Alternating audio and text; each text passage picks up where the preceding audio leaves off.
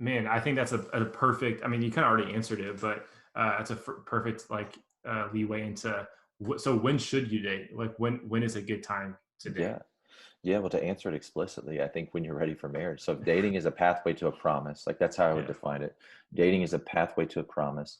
And so whenever you're ready to make that promise to somebody, I wouldn't, I'd be cautious too, like to say I love you, like that's a big thing. Like when do they drop the L bomb? Like when are you going to say I love you?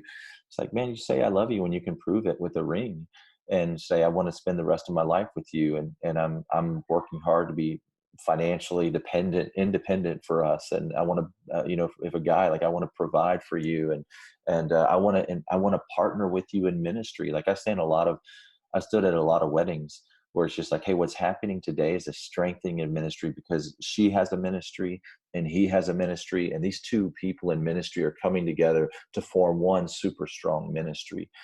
And so when you're ready for that, you should look for that. And until you're ready for that, you shouldn't look for that. Why would you want to find something that you don't really want right now? And so it's like, well, but if I find true love when I'm 16, it's like, man, that's a long time. You got like college is going to be harder. Your senior year is going to be more difficult, all because you have to make decisions now in consideration of somebody else. Yeah, so I'm gonna say it explicitly. And I said, what do I know? I'm a 39-year-old with 3 kids, but I have seen I've done young adult ministry for 12 years prior to this past year of being the pastor of Harris Creek.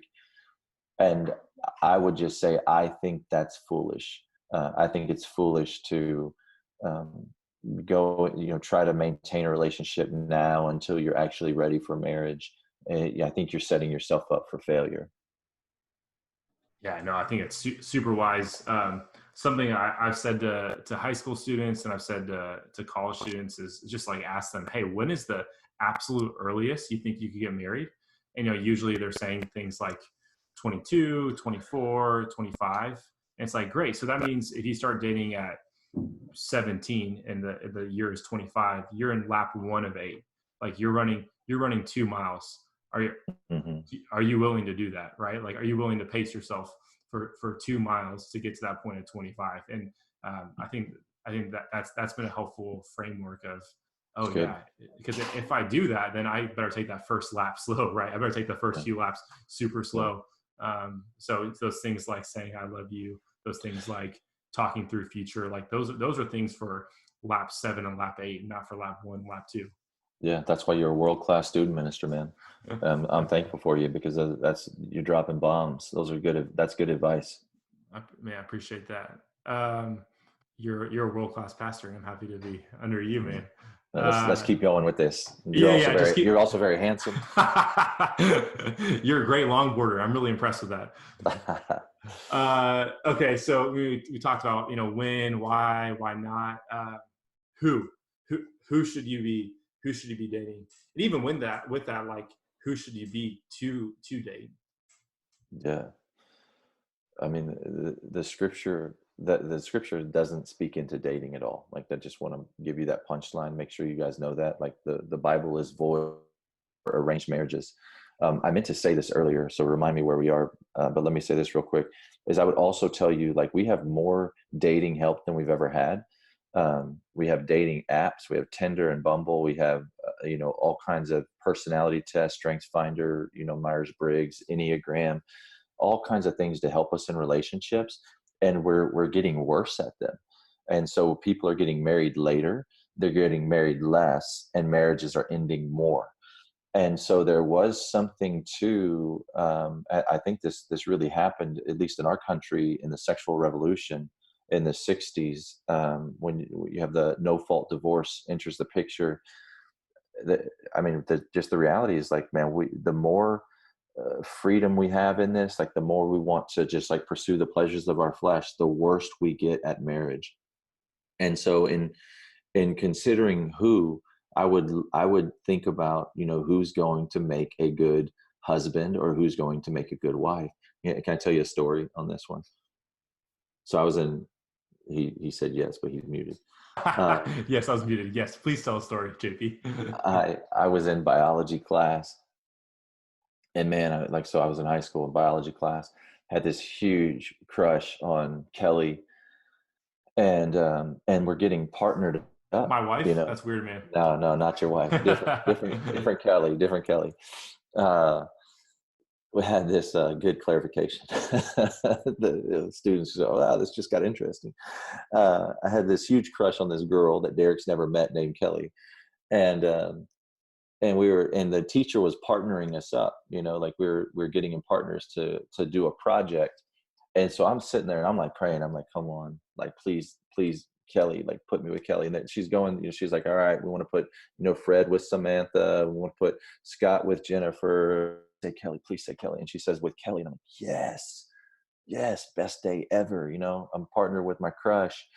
And then we get the project, and the project is dissecting a frog. Now I liked Kelly. I mean, I was crushing on Kelly because in my opinion, you know, she was hot, she was beautiful and popular and all of those things. And but here's the reality.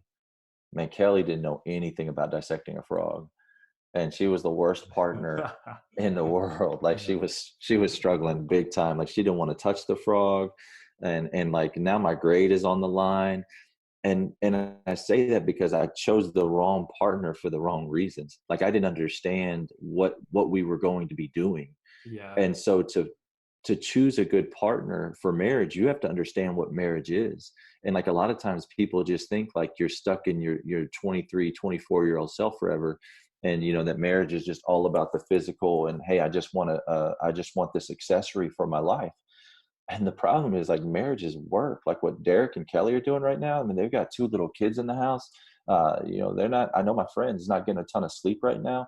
And they're making disciples in addition to discipling all of you guys. And that's a lot of work. And so I know Kelly, he's got a partner in ministry and they're in this together. They're locking arms and it's not all just fun and games. It's like, I don't need a trophy wife. I need somebody to go to war with me. Like I'm looking for a partner, like somebody who's like, okay, like man, life is short and Jesus is coming back and people are going to hell. Like let's do work. And so as you're looking for who to marry, you know, the scripture gives you a list of things. There, people say like, what can I inspect? I think First Timothy 4:12 is a great list of things to inspect. It says, do not let anybody look down on you because you're young, but set an example for believers in your speech. And so mouth, in your conduct, so you can inspect the way they act, in your faith, so you can inspect their belief in God, like are they committed to Christ? In your love, you can inspect what they love, like what are the idols of their lives, like how do they love how do they love things, what's their history, their track record, and then in purity. And so like are they someone that holds purity in high regard? Like that's an amazing list to consider when thinking about, you know, who might make a good spouse. You can also read Ephesians 5 there towards the end of the chapter, starting in kind of verse 23-ish, um, First Peter 3 and Colossians 3, and look at what the scripture says about marriage and find, okay, if that's the project, like if that's dissecting the frog, then who's going to do that? Who do I want to partner with? Right? Because I should have partnered with, you know, Jennifer, because Jennifer, like she wasn't afraid of frogs and she was really good at it. And I mean she like they got an A+ and she took that scalpel and sliced into that amphibian and you know she aced the test. Kelly wasn't touching it. I chose poorly. Have you gone to any high school reunions and seen Kelly and Jennifer and told them that yet? I put it in a book, Derek. So maybe they've read it, and they That's feel appropriately encouraged.